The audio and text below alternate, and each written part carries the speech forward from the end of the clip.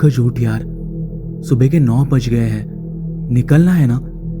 देर हो गई तो वसीम हम पर गुस्सा करेगा, और शादी भी किसी दूर फार्म हाउस में हो रही है, वहां पहुंचने में भी देर हो सकती है। उठना यार। पंकज और मैं रूममेट्स हैं।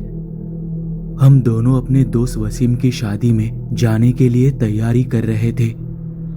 पंकज को उठाने और सब कुछ संभालने में 10 बज गए। शादी शाम को करीब 7 बजे थी। गर्मी शुरू हो चुकी थी, धूप भी तेज हो रही थी और हम कड़कती धूप में निकल पड़े। औरंगाबाद से कन्नड़ तक का सफर लगभग 2 से 3 घंटे का था, और उसके बाद घाट की ओर आधे घंटे की काली पीली टैक्सी से यात्रा। कुल मिलाकर हमें ऐसा सफर तय करना था। हम टैक्सी में बैठकर गांव की तरफ निकल पड़े। गांव छोटा सा था, लेकिन वहां एक अजीब सी शांति थी, भयानक शांति। धूप की तपिश बढ़ती जा रही थी और वातावरण और भी सुनसान महसूस हो रहा था। जब हम शादी के स्थान पर पहुंचे तो दोपहर के 3 बज रहे थे। दोस्त से मिले, बातचीत हुई, शादी की शुभकामनाएं दी, और थोड़ी देर वहां बिताकर हमने वसीम से विदा लेने का फैसला किया। पंकज ने वसीम को बुलाकर इशारा किया, वसीम चल यार निकलते हैं। वसीम ने हंसते हुए बोला, दोनों ने खाना खाया? उसने हमें बिना खाना खाए जाने की इजाजत नहीं दी, लेकिन हमने उससे कहा कि वो खाना पैक कर दे, हम रास्ते में खा लेंगे। रात के 8 बज रहे थे और हमें कोई वाहन नहीं मिल रहा था, इसलिए समय बर्बाद न करते हुए हमने पैदल चलकर फार्म हाउस से गांव तक का रास्ता तय करने का फैसला किया, क्योंकि बस हमें गांव से ही मिलने वाली थी। हम निकल पड़े। अंधेरा और गहरा हो रहा था। रात के कीड़ों की आवाजें अब सुनाई देने लगी थी। भयानक शांति में जब भी हवा ज्वार के खेतों में हलचल पैदा करती तो डर के मारे शरीर में से सिहरन दौड़ जाती। भूख भी लगने लगी थी।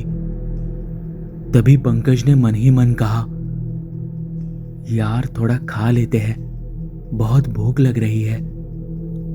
अरे गांव पास ही है, एक बार बस में बैठ गए तो फिर खा लेंगे, यह बीच रास्ते में क्यों रुके? चल यार यहां से, मुझे डर लग रहा है, जल्दी चल। पंकज हंसते हुए बोला, क्या यार तू बहुत डरता है, कुछ नहीं होगा, मैं हूं ना। चल थोड़ा खा लेते हैं, देख वहां होटले पर बैठते हैं, चल। पंकज की जिद के आगे मेरी एक न चली और हम उस होटले पर बैठ गए। खाने का सामान बाहर निकाला। खाने में मटन था। हमने पेट भर कर खाया और चलने की वजह से हमें थोड़ी थकान महसूस होने लगी और हमें नींद आ गई। जब आँख खुली और होश में आया तो मैंने महसूस किया कि कोई मेरे गाल पर थप्पड़ मारकर मुझे जगाने की कोशिश कर रहा है। वह आदमी हमारे चेहरे पर पानी का छींटा मार रहा था। जब मैंने होश में आकर देखा तो मैंने जो देखा उससे मेरे पैरों तले जमीन खिसक गई। हम हाईवे पर थे। एक आदमी अपनी कार सड़क के किनारे खड़ी कर हमारी मदद कर रहा था। पंकज पूरी तरह से खून से लथपथ था। ऐसा लग रहा था जैसे किसी ने उसे तीखे नाखूनों से नोच डाला हो। वह आदमी भी उसके चेहरे पर पानी का छींटा मारकर उसे होश में ला रहा था। उसने उसके माथे पर कोई भभूत लगाई।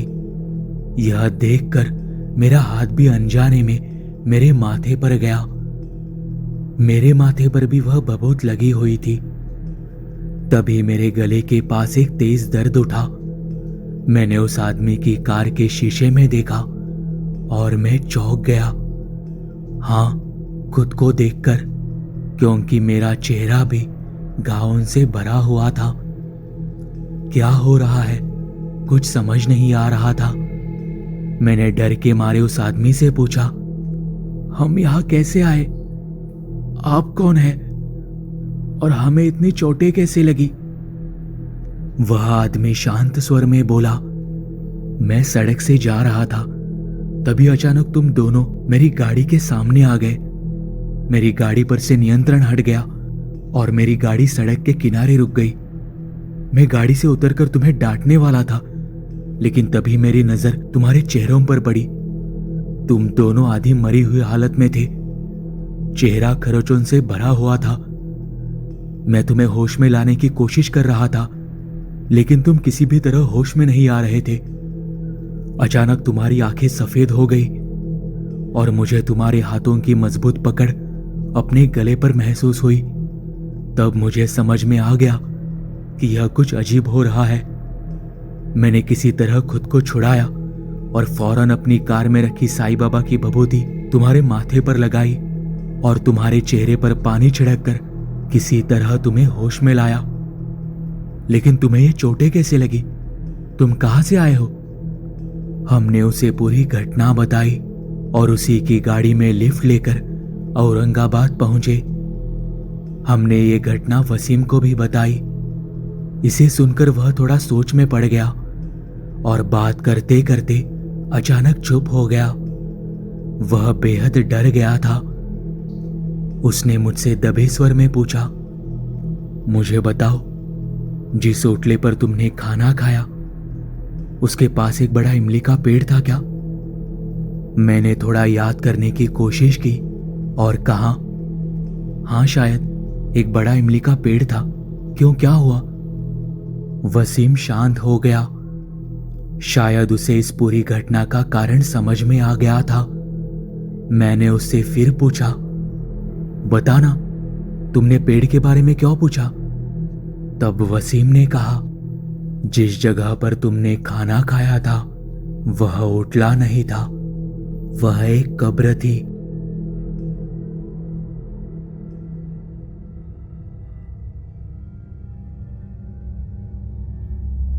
यह घटना मेरे जन्म के समय मेरी मां के साथ घटी थी। उन दिनों में शादी बहुत कम उम्र में ही हो जाया करती थी। मेरी मां की शादी भी कम उम्र में ही हो गई थी। मेरे जन्म के बाद बालागृह के लिए मेरी मां अपने मायके यानी माजे गांव आई थी। मेरा मां का गांव माजे वरंदा घाट के बीचों बीच बसा हुआ था, मुख्य सड़क के बिल्कुल पास। उस समय घर में मां के साथ उनकी बहनें, मेरे नाना नानी और सभी लोग एक साथ रहते थे। सब कुछ ठीक चल रहा था। घर का माहौल भी खुशहाल था। लेकिन जन्म के लगभग 6 दिन बाद अजीब घटनाएं होने लगी। मेरी मां को रात के 1 बजे के बाद एक अजीब और बेहद भयानक आवाज सुनाई देने लगी। वह आवाज इतनी कर्कश और गूंजदार थी कि उसकी चीखें कानों में गूंजती और खून जमा देती। नींद तो जैसे उस आवाज के डर से कोसों दूर चली जाती। शुरू में उसने इसे नजरअंदाज करने की कोशिश की, लेकिन यह आतंक हर रात धीरे धीरे बढ़ने लगा। यह आवाज जब आती तो ऐसा लगता जैसे चारों ओर कोई अज्ञात शक्ति मंडरा रही हो। वह आवाज सुबह लगभग 4 बजे तक आती और फिर एक अजीब सी चुप्पी छा जाती, जैसे किसी ने सभी ध्वनियों को निगल लिया हो। घर के बाकी लोग पिछले कमरे में सोते थे। शायद इसीलिए उन्हें यह खौफनाक आवाज सुनाई नहीं देती थी। एक रात उस दहशत को और झेल ना पाने की हालत में मां ने तय किया कि वह देखेगी कि आखिर ये सब क्या हो रहा है। डर से कांपते हुए उसने खुद को बिस्तर से उठाया और खिड़की के पास जाकर उस आवाज को ध्यान से सुनने लगी। जैसे ही उसने खिड़की के बाहर देखा, अचानक उसे लगा कि जैसे कोई साया सरसराहट करता हुआ उसके बिल्कुल करीब आ गया हो। उस आवाज के साथ ही उसे एक गहरी सर्द हड्डियों में कपकपी पैदा कर देने वाली आवाज सुनाई दी, बच्चे को लेकर बाहर आओ। वह आवाज ऐसी थी जैसे खुद मौत उसे पुकार रही हो। माँ का दिल जोर जोर से धड़कने लगा। उसने दरवाजा बंद कर लिया, मुझे कसकर अपनी गोद में लिया और बिस्तर में दुबक गई। लेकिन उस आवाज की गूंज उसके दिल और दिमाग को झकझोरती रही। अगली रात फिर वही भयावहता लौटी, लेकिन इस बार और भी डरावनी। अब यह खौफनाक आवाज के साथ साथ घर के चारों ओर कोई भारी पत्थर फेंक रहा था, जैसे कोई अदृश्य शक्ति उसे डराने की कोशिश कर रही हो। पत्थर के टकराने की आवाज इतनी जोरदार थी जैसे घर के चारों ओर कोई तूफान आ गया हो। मां ने महसूस किया कि वह किसी अज्ञात बुरी ताकत के चंगुल में फंस गई है। उस रात वह किसी तरह बिस्तर में छिपी रही, लेकिन मन में डर की लहरें चलती रही।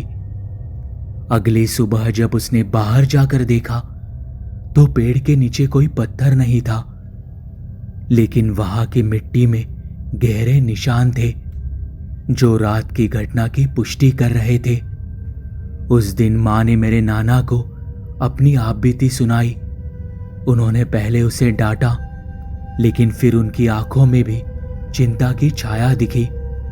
उन्होंने शांत होकर कहा, तुमने यह बात हमें पहले क्यों नहीं बताई? उस रात सभी लोग घर के सामने वाले कमरे में सोए। आधी रात बीतने के बाद फिर से वह आवाज आने लगी। मां ने जल्दी से नाना को उठाया, लेकिन उन्हें वह आवाज सुनाई नहीं दी।